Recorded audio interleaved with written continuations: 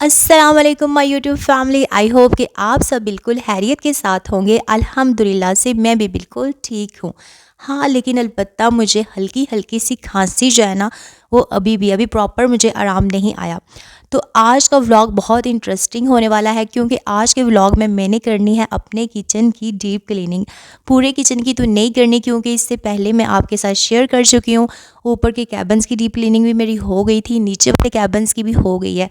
तो मेरा counter top जो है वो रह गया। वैसे तो काउंटर टॉप को हम साफ़ करते रहते हैं, लेकिन आज मैंने अपने काउंटर टॉप की डीप क्लीनिंग करनी थी।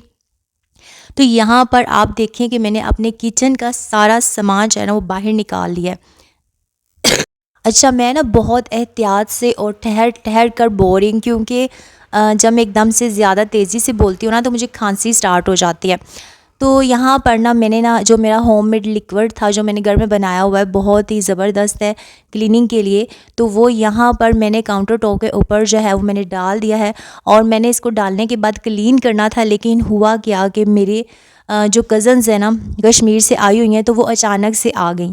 तो मैंने ना उनके साथ बैठी रही, उनको मैंने सर्व वगैरह किया, और फिर उसके बाद तकरीबन 2-3 घंटे वो बैठी रहीं।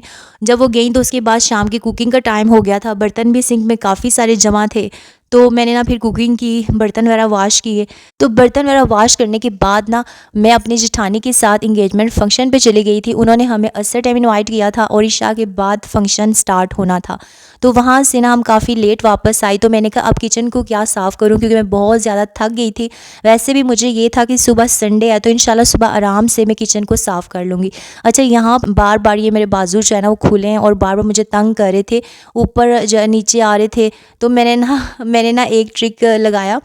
तो मैंने जो रबड़ होती है ना, मैंने रबड़ को बाजुओं के ऊपर जो है वो लगा दिया, और मेरे यकीन करें कि बहुत यूज़फुल साबित हुआ। मेरे जो बाजू थे उसके बाद वो नीचे नहीं आए, और मैंने इजीली जो है ना काउंटर टॉप को साफ़ कर लिया।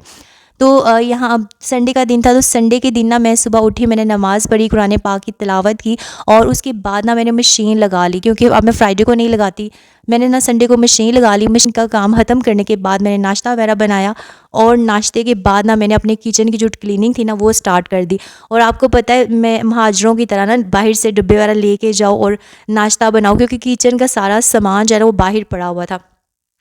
अच्छा, यहाँ पर आप कह रहे होंगे कि मेरा जो काउंटर टॉप है इस टाइम वो शीशे की तरह चमक रहा है, लेकिन फिर भी क्यों मैं इसके ऊपर कपड़ा जो है ना वो बार बार मारी जा रही हूँ। असल में ये देखें, ये कपड़े के ऊपर जो आपको वाइट कलर के मटेरियल नज़र आ रहा है ना, वाइट कलर का ये छोटा छोटा मटेरियल नज़र आ रहा है, ये ना मैंने बहुत बड़ी गलती की थी कि मैंने अपने काउंटर टॉप में ना स्टिकी शीट लगाई थी।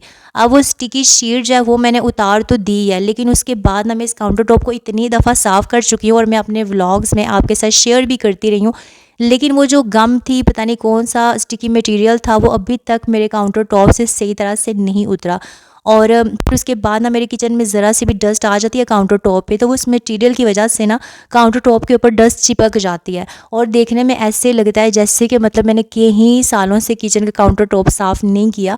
तो इस वजह से ना मैंने इस दफ़ा काफ़ी रगड़ रगड़ कर स्क्रबर जो है ना वो काउंटर टॉप पे मारा है, कि कोशिश करूँ कि सारे का सारा जितना भी मेरा स्टिकी मटेरियल है ना वो उतर जाए, और बाद में मेरा किचन जैसे शीट लगाने से पहले नीट क्लीन होता था वैसे ही रहे। आपको ही पता है कि मैं जस्ट हाउस वाइफ नहीं हूँ कि मैं दूसरे दिन डीप क्लीनिंग करती रहूँ काउंटर टॉप की। कम से कम 1 वीक के बाद, 2 वीक के बाद, या कभी कभार तो ऐसे होता है कि 15 दिन मुझे लग जाते हैं सारी चीज़ें उठा के डीप क्लीन करते हुए, क्योंकि आपको तो पता है कि जॉब के साथ घर के कामों को मैनेज करना काफ़ी मुश्किल होता है। अच्छा, यहाँ पर ना मैं आपको एक टिप देती चलूँ कि जब आप हाउस वाइफ होने के साथ साथ वर्किंग वूमेन भी हैं, तो फिर आपने किचन की जो डीप क्लीनिंग करनी है ना, तो आपने सारे का सारा काम एक दिन नहीं छेड़ना।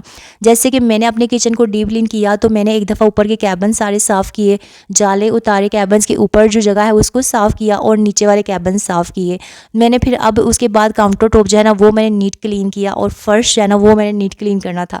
यानी इस तरह से जो आपके किचन की डीप क्लीनिंग होती है ना, तो इसको ना आप 2-3 दफ़ा में डिवाइड कर लें।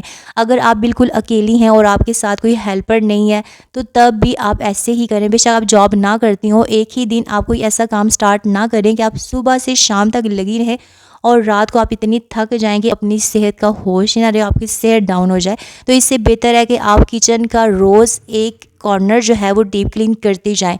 लेकिन मेरे साथ ये था, क्योंकि मैंने देखा था ना वो उस स्टिकी मटेरियल की वजह से मेरा काउंटर टॉप काफ़ी गंदा लग रहा था। तो मैंने इसलिए इस चीज़ को प्रेफ़र किया कि मैं सारी चीज़ें उठा के फिर अच्छी तरह से उस मटेरियल को उतारूँ और उसके बाद डीप क्लीन करूँ। तो मैं ना जब भी अपने किचन को डीप क्लीन करती हूँ तो मैं अपनी जो मेरी सेटिंग है ना उसको मैं चेंज करती रहती हूँ। तो यहाँ पर बाकी सारे काम हो गए थे, बस ये बर्तन वाला जो रैक है ना ये बहुत ही ज़्यादा मुझे गंदा लग रहा था। तो मैंने कहा इसको ना मैं साफ़ करूँगी आज। इनकी काउंटर टॉप में मैंने चेंजिंग्स की हैं। चेंजिंग्स क्या किए हैं कि मेरा जो बेलन स्टैंड था वो सामने बुरा लगता था, उसको मैं एक साइड पर ले गई हूँ और जो मेरे ऑयल वाला जो रैक था ना उसको मैंने सामने कर लिया। उसके बाद कप वाला जो स्टैंड है वो रखा, ऑर्गेनाइज़र जो है उसके बाद वो रखा और ना बस अब मैंने ना ये अच्छी तरह से इसको वॉश करना था। जब ये ड्राई हो जाना था तो फिर जो बास्केट्स में मेरे बर्तन पड़े हुए थे वो सारे मैंने इसमें सेट करने थे और जो कुछ सिंक में मेरे बर्तन हैं वॉश होने के लिए ना वो मैंने वॉश करके बास्केट में डाल देने थे। बस इतना सा मेरा काम जो है ना वो किचन का रह गया था। मैं तकरीबन आपको अपने हर व्लॉग में बताती हूँ जिसमें मैं अपने किचन को डीप क्लीन कर रही होती हूँ कि आपने कभी भी भूल कर ये गलती नहीं करनी। अगर आपका काउंटर टॉप जो है वो मार्बल वाला है, आपने मार्बल लगाया हुआ है, तो आपने कभी ये गलती नहीं करनी कि उसके ऊपर आप कोई स्टिकी शीट यूज़ करें, क्योंकि उस टाइम तो आपका किचन खूबसूरत हो जाएगा, आपको प्यारा लगेगा, लेकिन जब वो शीट जो है ना वो फट जाएगी, 5-6 माह आप ईज़िली गुजार लेंगे। उसके बाद जब आप उसको उतारेंगे तो एक तो उतारना बहुत मुश्किल होगा। मैंने बहुत मुश्किल से शीट उतारी है। मेरे प्रीवियस व्लॉग्स में आप जाके देख सकते हैं, मैंने अकेले नहीं उतारी, मैंने अपने हस्बैंड को साथ लगाया तब जाकर वो उतरी थी। और यहाँ पर ये जो बर्तनों वाला मेरा रैक है उसके नीचे इस तरह से एक डिश उन्होंने दी हुई है, तो ये ना इससे काफ़ी कन्वीनियंट रहता है। अगर आप इस तरह का परचेज़ करते हैं ना तो फिर जो आपका काउंटर टॉप है ना उसके ऊपर पानी नहीं जाता और ना ही उस पर वाइट वाइट स्पॉट्स बनते हैं।